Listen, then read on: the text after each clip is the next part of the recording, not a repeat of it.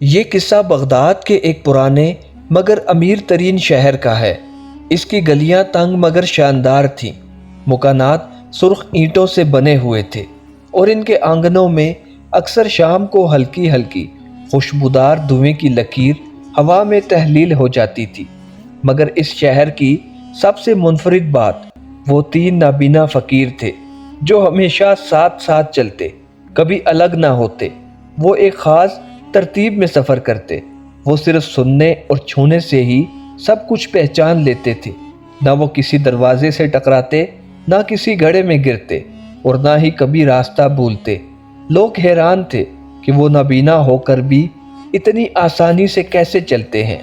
یہ کہانی ایک ایسی حقیقت پر مبنی ہے جو وقت کے ساتھ ساتھ داستان بن گئی، مگر وہ جو ان 3 نابینا فقیروں کو جانتے تھے وہ کہتے تھے کہ یہ محض ایک کہانی نہیں بلکہ ایک ایسا راز تھا جسے جان کر بڑے بڑے عقل مند کانپ گئے۔ کچھ کا ماننا تھا کہ یہ 3 نابینا فقیر جادوگر تھے، کچھ انہیں ولی سمجھتے تھے اور کچھ کا خیال تھا کہ وہ دراصل اندھے نہیں بلکہ کسی اور حقیقت کے نگران تھے۔ مگر سچ کیا تھا، یہ جاننے کے لیے آپ کو یہ کہانی آخر تک دیکھنی ہوگی، کیونکہ جو کچھ آپ سمجھ رہے ہیں حقیقت شاید اس سے کئی زیادہ گہری ہو۔ یہ فقیر اندھے نہیں ہیں، یہ کچھ اور ہیں۔ بستی کے بزرگ اکثر سرگوشیوں میں کہا جاتا تھا وہ کسی بھی گھر میں جاتے تو فوراً جان لیتے کہ وہاں کتنی دولت ہے، کون سچ بول رہا ہے اور کون جھوٹ، اور کہاں پر خزانہ دفن ہے۔ مگر سب سے عجیب بات یہ تھی کہ وہ کبھی کسی کے سوال کا سیدھا جواب نہیں دیتے تھے، وہ بس مسکرا کر آگے بڑھ جاتے جیسے وہ سب کچھ جانتے ہوں مگر بتانا نہیں چاہتے۔ یہ فقیر عام فقیروں جیسے نہیں تھے، وہ دن بھر بستی میں گھومتے، لوگوں کے دروازوں پر دستک دیتے اور جو کچھ ملتا وہ لے کر خاموشی سے ایک پرانے اجڑے ہوئے مندر کے کھنڈرات میں چلے جاتے۔ مگر حیران کن بات یہ تھی کہ وہ کبھی کسی سے زیادہ سوال نہ کرتے، نہ کبھی کسی پر بوجھ بنتے۔ وہ بس اپنے مخصوص انداز میں چلتے، گویا انہیں راستے کا پورا اندازہ ہو، حالانکہ وہ تینوں نابینا تھے۔ شروع میں لوگ انہیں عام بیکاری سمجھ کر نظر انداز کرتے رہے، مگر جیسے جیسے وقت گزرتا گیا ان فقیروں کے بارے میں عجیب عجیب کہانیاں گردش کرنے لگی۔ کچھ لوگوں کا کہنا تھا کہ وہ جنات کے ساتھی ہیں جو اندھیری راتوں میں بستی کی حفاظت کرتے ہیں۔ کچھ کا ماننا تھا کہ وہ کسی گہرے راز کے امین ہیں اور وہ سب کچھ جانتے ہیں جو ایک عام انسان کی نظروں سے اوجھل ہوتا ہے۔ سب سے زیادہ حیرت انگیز بات یہ تھی کہ یہ نابینا فقیر ہمیشہ یہ جان لیتے کہ کس گھر میں تازہ کھانا پک رہا ہے، کون شخص دل میں برائی چھپا کر بیٹھا ہے اور کہاں زمین کے نیچے خزانہ دفن ہے۔ ایک دن ایک شخص نے ان فقیروں کو آزمائش میں ڈالنے کے لیے جھوٹ بولا، فقیروں میرے گھر میں کچھ نہیں، آج فاقے سے ہوں۔ مگر فقیر جمال مسکرا کر بولا، جھوٹ نہ بول اے بندہ خدا، ہم نابینا ہیں مگر ہمیں بو بھی آتی ہے جو تمہارے چولہے کی آگ میں جل رہے مسالوں کی ہے۔ یہ سن کر بستی میں ایک ہلچل مچ گئی، لوگ اب خوفزدہ ہونے لگے۔ کچھ کو لگا کہ یہ فقیر عام انسان نہیں بلکہ کوئی غیبی مخلوق ہیں جو انسانوں کے درمیان رہ کر ان کے راز جان رہے ہیں۔ کہا جاتا تھا کہ یہ تینوں فقیر پہلے کسی بڑے راجا کے درباری تھے اور کسی سازش کے تحت ان کی آنکھیں نکال دی گئی تھی، مگر جب لوگ ان سے ان کا ماضی پوچھتے تو وہ ہمیشہ خاموش ہو جاتے، بس ایک دوسرے کی طرف سر جھکا کر مسکرا دیتے جیسے ان کے بیچ کوئی ایسا راز ہو جو وہ کبھی کسی کو نہیں بتائیں گے۔ ایک رات ایک نوجوان لڑکے نے ہمت کر کے ان کا پیچھا کیا۔ وہ دیکھنا چاہتا تھا کہ رات کے وقت یہ فقیر کہاں جاتے ہیں۔ وہ چھپ کر ان کے پیچھے چلتا گیا، یہاں تک کہ وہ تینوں ایک پرانے کھنڈر میں پہنچ گئے۔ وہاں پہنچ کر انہوں نے ایک جگہ بیٹھ کر سرگوشیوں میں کچھ پڑھنا شروع کیا۔ لڑکے کے جسم میں ایک سنسنی دوڑ گئی، کیا یہ واقعی کسی اور دنیا کے لوگ ہیں؟ وہ گھبرا کر پیچھے ہٹنے لگا، مگر تبھی فقیر رحمت نے بلند آواز میں کہا، جو چھپ کر دیکھتا ہے وہ ہمیشہ سچائی سے ڈرتا ہے۔ یہ سن کر لڑکے کے اوسان خطا ہو گئے اور وہ تیزی سے بھاگ کھڑا ہوا۔ اس دن کے بعد کسی نے بھی ان فقیروں کے راز کو جاننے کی کوشش نہ کی۔ سب کچھ ٹھیک چل رہا تھا جب ایک رات شہر میں ایک ایسا واقعہ پیش آیا جس نے سب کو ہلا کر رکھ دیا۔ بستی کے سب سے امیر تاجر مالک حسین کے گھر میں چوری ہو گئی۔ چوروں نے نہ کسی تالے کو توڑا نہ کسی دیوار کو پھلانگا۔ ایسا لگا جیسے اسے پہلے سے معلوم تھا کہ دولت کہاں رکھی گئی ہے۔ صبح ہوتے ہی بستی میں ایک ہلچل مچ گئی۔ ہر کوئی حیران تھا کہ چور کو اتنی باریکی سے سب کچھ کیسے معلوم ہوا۔ اسی دوران کسی نے سرگوشی کی، یہ 3 نابینا فقیر سب کچھ جانتے ہیں، کہیں یہ چور تو نہیں۔ یہ سن کر لوگ بے چین ہو گئے۔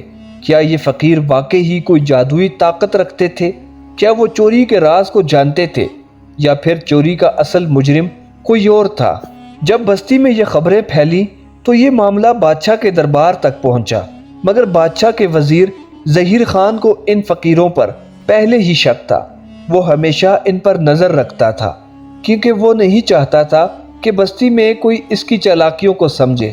چنانچہ اس نے بادشاہ کو قائل کر لیا کہ ان فقیروں کا امتحان لیا جائے۔ اگر وہ واقعی نابینا ہیں تو ان کا علم جانچا جائے اور اگر وہ چالاک نکلے تو انہیں سزا سنائی جائے۔ چنانچہ بادشاہ نے ان تینوں فقیروں کو اپنے دربار میں طلب کیا اور فقیر کو اجازت دی کہ وہ ان کی آزمائش لے۔ پہلی آزمائش میں بادشاہ کے دربار میں 2 سنہری پیالے رکھے گئے، ایک میں عام پانی اور دوسرے میں ایک ایسا زہر جو پیتے ہی انسان کی سانس روک دیتا تھا۔ وزیر ظہیر خان مسکرایا اور بولا، اگر تم واقعی ہی سب کچھ جانتے ہو تو بتاؤ ان میں سے کون سا پیالہ زہریلا ہے؟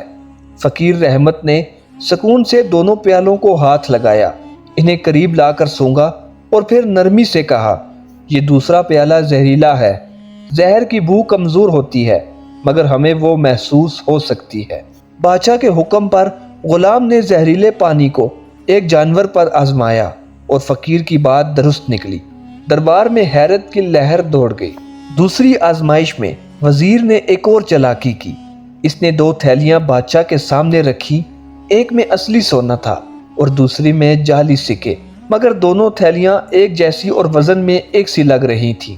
فقیر قاسم نے تھیلیوں کو ہاتھ میں لیا اور آہستہ سے انہیں بجایا، پھر ایک ہلکی سی مسکراہٹ کے ساتھ بولا، یہ تھیلی جس میں زیادہ شور ہو رہا ہے وہ جعلی ہے، اصلی سونا شور نہیں مچاتا۔ وزیر کا رنگ زرد پڑ گیا اور جب تھیلی کھولی گئی تو فقیر کی بات ایک بار پھر سچ نکلی۔ ابھی لوگ پچھلے امتحان کی دہشت سے باہر بھی نہ نکلے تھے کہ وزیر نے ایک اور چیلنج دیا، اگر تم واقعی ہی سب جانتے ہو تو بتاؤ کہ ہمارے محل میں ایسا کون ہے جو زندہ ہے مگر در حقیقت مر چکا ہے؟ یہ ایک عجیب سوال تھا۔ لوگ ایک دوسرے کو دیکھنے لگے، کوئی سمجھ نہ سکا کہ اس سوال کا کیا مطلب ہے۔ فقیر خاموشی سے کھڑا رہا، پھر وہ دھیرے سے چلتے ہوئے محل کے ایک پرانے غلام کے قریب پہنچا۔ گنیش چاچا، یہ غلام برسوں سے بادشاہ کے دربار میں تھا مگر اب بوڑھا اور کمزور ہو چکا تھا۔ فقیر نے اس کے کندھے پر ہاتھ رکھا اور کہا، یہ آدمی سانس تو لے رہا ہے مگر اس کا دل کب کا مر چکا ہے۔ یہ سن کر گنیش چاچا رو پڑا۔ اس نے سب کے سامنے اعتراف کیا کہ وہ اصل میں ایک قیدی ہے جسے 50 سال پہلے یہاں غلام بنا کر رکھا گیا تھا۔ وزیر حیران رہ گیا کہ فقیر یہ سب کیسے جانتا ہے۔ بابا زاہد نے مسکراتے ہوئے کہا، کچھ لوگ زندہ ہو کر بھی مر جاتے ہیں کیونکہ ان کا دل قید میں ہوتا ہے۔ بادشاہ کو شرمندگی ہوئی، اس نے گنیش چاچا کو آزاد کرنے کا اعلان کر دیا۔ آخری آزمائش میں اب وزیر کو یقین تھا کہ اگر فقیروں کو مزید موقع دیا گیا تو وہ ضرور کوئی ایسا انکشاف کر دیں گے جو اس کے لیے خطرناک ثابت ہوگا۔ چنانچہ اس نے آخری چال چلی، اگر تم سب کچھ جانتے ہو تو بتاؤ، کچھ دن پہلے شہزادی کا بہت بیش قیمت ہار چوری ہوا تھا، اب بتاؤ کہ چور کون ہے؟ دربار میں خاموشی چھا گئی۔ فقیر جمال نے آہستہ سے مسکرا کر کہا، چور وہی ہے جو سب سے زیادہ گھبرایا ہوا ہے اور جو سب سے زیادہ سوال کر رہا ہے۔ بادشاہ نے غور سے وزیر کو دیکھا جو گھبرایا ہوا تھا، اس کی پیشانی پر پسینہ صاف ظاہر ہو رہا تھا۔